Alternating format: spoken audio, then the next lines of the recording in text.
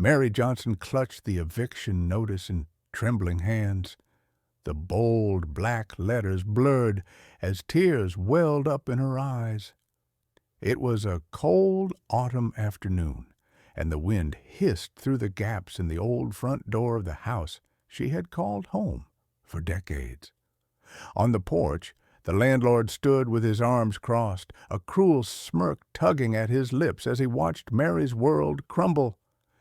"You have 1 week to get out," he said icily. The word struck Mary like a slap. Her knees felt weak, but she refused to collapse in front of him. She straightened her back, even as her heart pounded in her chest. The landlord, a heavy-set man named Richard with cold gray eyes, narrowed his gaze at the aging widow. Mary was a 62-year-old African-American woman, her posture proud yet weary. She wore her late husband's old Marine Corps jacket over her shoulders for warmth, and at that moment it felt like the only thing holding her together. Richard's upper lip curled in disdain. "People like you never pay on time anyway," he sneered, crumpling up a copy of the notice and tossing it at her feet. Mary flinched at the sting of his words. There it was, the ugly truth behind his actions. It wasn't just about rent or money. It was about what she was in his eyes, a poor black war widow who he thought didn't belong in his property. For a brief second, Mary's temper flickered. She opened her mouth as if to protest, to remind him that her husband had died overseas, serving the very country that gave Richard the freedom to own property at all. But her voice caught in her throat. She could already see the triumphant glint in Richard's eyes. He wanted her to break down, to beg or cry. So instead, she swallowed hard and blinked away the tears threatening to fall. Richard stepped forward, leaning in with a whisper dripping venom. "Your sob story won't save you now. I expect you gone by Friday." With that, he turned on his heel and strutted off the porch, leaving Mary standing in the doorway clutching the paper. The autumn chill bit through Mary's sweater as she watched the landlord slam his car door and drive off. Only once his car was gone did Mary's composure crack. She sank to the floor in tears, finally letting herself sob freely. In the silent aftermath, dusk settled outside. Mary felt utterly alone, a widow with no children, no close family nearby, facing a cold eviction by a man who saw her as nothing more than an inconvenience.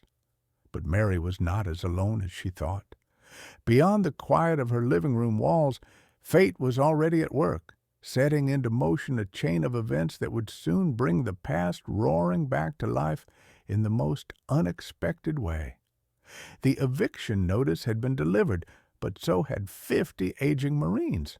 If you believe that justice should always prevail, consider subscribing for more stories like this.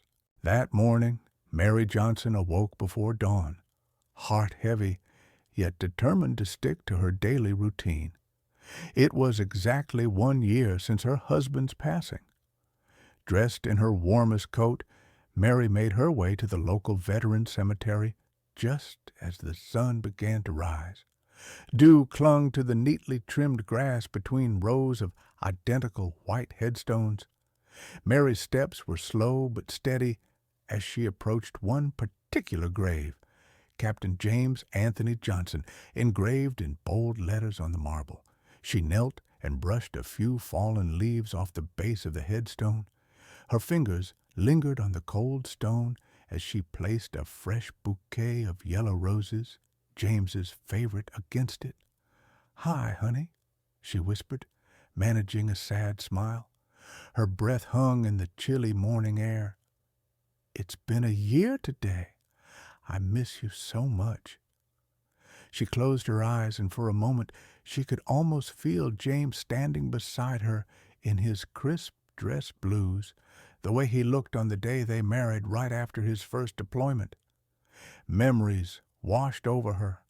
The late-night phone calls from overseas where he'd lull her fears, the joyful homecomings when his platoon brothers would crowd their tiny living room just to share one more beer with the man they all admired. James had been more than just her husband. He was a hero to many, a rock for his troops, and a gentle soul who still wrote her love letters from the front lines. As Mary stood up, a soft breeze carried the distant sound of an American flag flapping.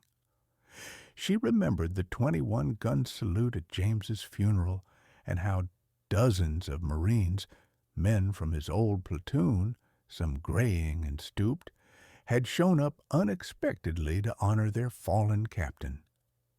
They folded that very flag now encased on her mantle. Each one of those men had taken her hand and said, "We're your family too, ma'am, if you ever need anything." Mary knew they meant it, but pride and fear of being a burden kept her from ever reaching out. After all, they had their own families and struggles. She never wanted to be an obligation. Leaving the cemetery, Mary felt a mix of sorrow and solace. The loss was immense, but the morning visits gave her strength, a reminder that James's sacrifice was valued. However, as she drove back to her modest neighborhood, a knot tightened in her stomach. Lately, life had become a battle on the home front. Without James's pension and steady presence, money was tight. Mary had taken a part-time job at the local library to make ends meet. Even so, last month, she had been late on rent after an unexpected medical bill. Her landlord, Richard, had been quick to pounce. He'd always been a standoffish man, but around James he acted polite enough. James's stern, honorable aura kept the worst of Richard's behavior in check. But now that James was gone, the thin veneer of respect had evaporated. As Mary turned the corner onto Maple Avenue, she saw Richard's navy BMW parked in front of her little white house. Her heart skipped a beat. She knew this wasn't a courtesy visit. Richard never stopped by unless it was to collect payment or issue a warning. Sure enough, he was waiting on her front porch, arms crossed tightly over his chest. Mary parked and took a deep breath, steeling herself. She grabbed her purse. Inside it, she carefully folded a small amount of cash she managed to scrape together, hoping it might appease him until her next check. The confrontation that followed was quick, harsh, and left Mary shaken. Richard's voice was loud enough for the neighbors to peek through their curtains as he announced her eviction. He barely glanced at the few dollar bills Mary offered in desperation.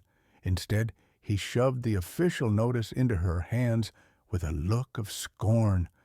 "1 week?" he barked, his voice echoing across the quiet suburban street. Mary pleaded for understanding, mentioning James's name, perhaps hoping the memory of the man might soften Richard's heart. But it only seemed to harden his resolve. "Your husband's gone, and so is the charity," he snapped coldly. By the time Richard marched off her porch and roared away in his car, Mary was left standing there in a daze, the autumn air thick with the stench of exhaust and injustice. Clutching that stark piece of paper, Mary retreated inside, feeling the weight of the world on her shoulders. In a single afternoon, the home she and James had shared, the home filled with their laughter, love, and memories, was being ripped from her grasp. Mary sank into James's old armchair, numb. She had survived the year of loneliness after losing her husband, but this was a new kind of pain. How could she fight this? Was there anyone who would stand by her side now? She felt completely and utterly alone. What would you do if you saw someone treat a war widow like this? That night, Mary barely slept.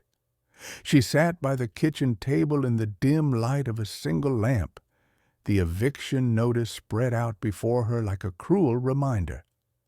She tried to distract herself by thumbing through an old photo album. Page after page showed snapshots of James's military days, grinning young Marines with arms slung around each other, dusty and tired in desert outposts, or dressed in sharp uniforms at a base ceremony.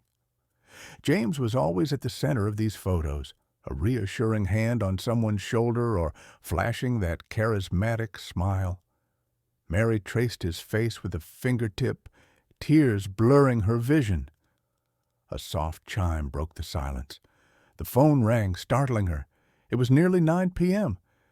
Mary hesitated, glancing at the caller ID. It read, Thomas Davis.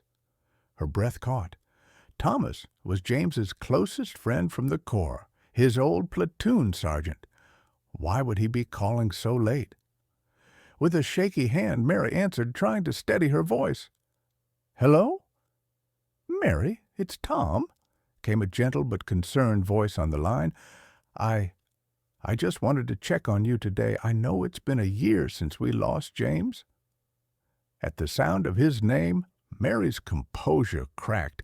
A quiet sob escaped before she could hold it back. Tom immediately picked up on it. Mary, what's wrong? He asked, tone turning urgent. Mary hadn't intended to burden anyone with her troubles, but the floodgates opened. Haltingly, she explained what had happened that afternoon, the eviction notice, Richard's cruelty, her fear of losing the home that held James's memory. Tom fell silent on the other end, but she could sense the storm brewing behind his silence. When he finally spoke, his voice was firm. This isn't right. Not to you of all people. You're not alone, Mary. We promised to be your family, and we meant it. Mary quickly tried to interject, voice trembling. Tom, I wasn't calling for help. I didn't want to bother anyone. But Tom wouldn't hear it. It's no bother. James was my brother. You are family, and family doesn't get left behind. Ever. His last words echoed the creed they all lived by in the Marines. No one left behind. After hanging up, Mary sat there in a daze. For the first time in days, she felt something other than despair, a glimmer of hope, albeit tempered by disbelief. She didn't want to assume anything, but hearing Tom's unwavering resolve lit a small candle of comfort in her heart. Upstairs, she finally drifted into a fitful sleep, clutching James's pillow, whispering a prayer of gratitude and desperation into the darkness. Meanwhile, several states away, Tom Davis was already on the move. In his study, lined with photographs and mementos of service, Tom flipped through a worn address book, entries filled with the names of James's old platoon members. With determined urgency, he began making calls one by one. Each conversation was brief and to the point, a call to arms for a different kind of battle. Mary needs us, he would start, and the responses were immediate, an outpouring of loyalty and love. Old comrades spread the word through phone calls, texts, and even a private social media group that James's platoon had set up years ago to keep in touch. From across the country, men now in their 50s and 60s cleared their schedules. One by one, they replied with variations of the same sentiment. I'm coming. Count me in. The very next morning, Mary was awakened by an unusual sound for their sleepy street, a distant rumble like the growl of engines and the low murmur of many voices. For a moment, she thought she was still dreaming. She hurried to her bedroom window and drew aside the curtain. What she saw made her heart skip a beat. Down the road, approaching her house, was a procession of vehicles. Dozens of cars and a few motorcycles, headlights cutting through the early morning mist, rolled slowly forward. American flags fluttered from some of the car antennas, and she could just make out a cluster of figures walking alongside one of the trucks. Mary's breath caught in her throat as recognition dawned. Those figures weren't strangers at all. They were familiar silhouettes she had seen long ago at James's funeral and in the faded photos of his albums. Could it be? Mary's hands flew to her mouth. She raced to the front door, her heart pounding, and threw it open to get a better look. The convoy was pulling up along the curb. One by one, tall, proud men, some with graying hair, some with old uniforms or Marine Corps caps, stepped out and gathered at the foot of her driveway. There were even a few women among them, likely the wives of the veterans or female Marines who had served alongside James.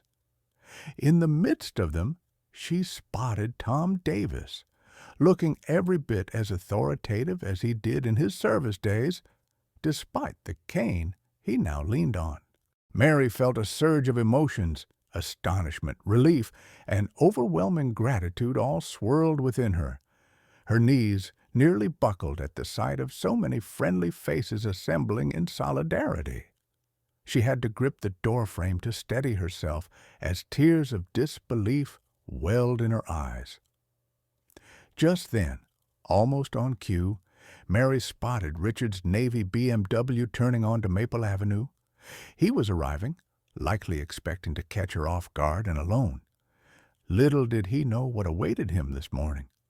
Mary stepped out onto the porch, the chilly air bracing her, and watched as her husband's platoon quietly fanned out in her front yard.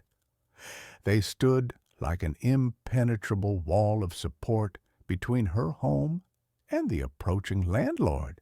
If you believe in the power of standing together against wrong, subscribe to our channel. Richard's BMW screeched to a halt at the curb. He stepped out, looking furious and clearly not expecting an audience. He froze for a moment, taken aback by the sight of dozens of people on Mary's lawn. Some wore faded Marine uniforms or caps, all standing firm with arms crossed. Mary was at the top of the porch steps, and Tom stood at the foot of the steps as if guarding her. Richard forced a laugh as he tried to mask his unease. What is this supposed to be? Mary, none of this changes the fact that you have to leave, he snapped. All of you are trespassing on my property. He marched forward, attempting to assert control, but a few veterans calmly stepped into his path, an immovable wall of protection. "Just hear us out," Tom said, his voice calm but commanding. Richard glared, holding up his phone. "Move, or I'll call the police," he barked.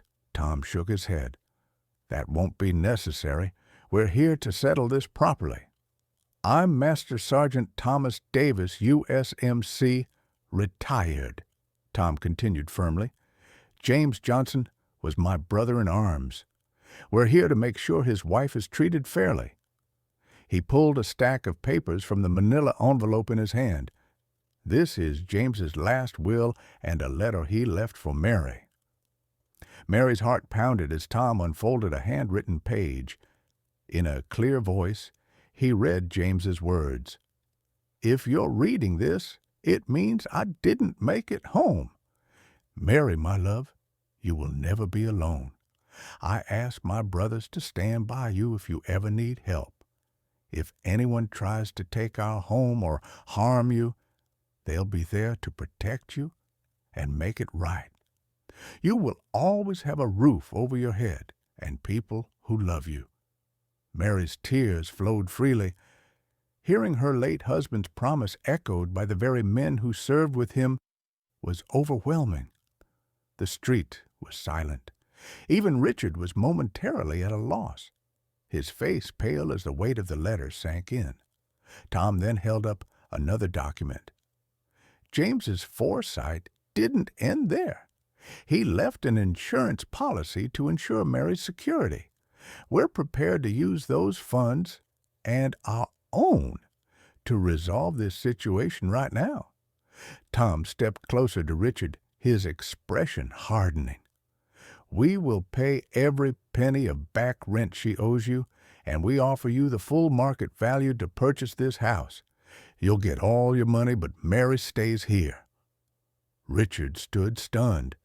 He had expected a helpless victim. Instead, he faced a united front and a legal offer he couldn't have imagined.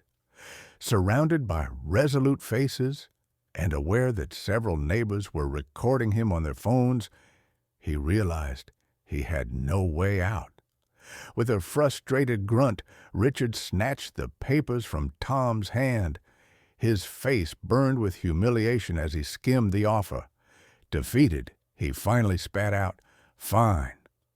With that single word, Mary's nightmare ended. A collective breath of relief swept through the crowd. One of the platoon's lawyers quickly guided Richard to sign the agreement they'd prepared. With a shaky scrawl, he did so. It was done. Mary's home would no longer be under his control. Richard turned on his heel without another word. The veterans parted to let him pass. As he climbed into his car, one older Marine couldn't resist a final word of advice.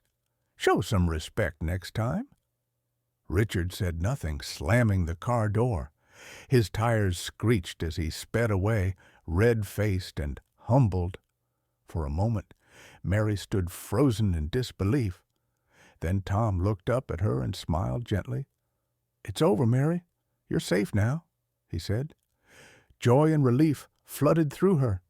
She let out a sob that had been building in her chest, covering her face as tears of gratitude poured out. In an instant, she was surrounded by embraces.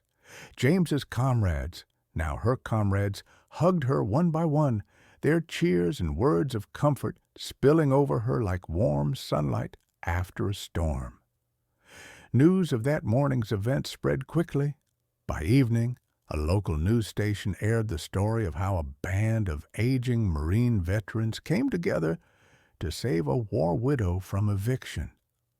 The footage of Richard's confrontation and retreat made him a public villain, while Mary's platoon of heroes were praised far and wide. Supportive messages and offers of help poured in from neighbors and strangers alike, all inspired by the extraordinary show of loyalty and justice. That night, Mary's once quiet house was filled with warmth and chatter.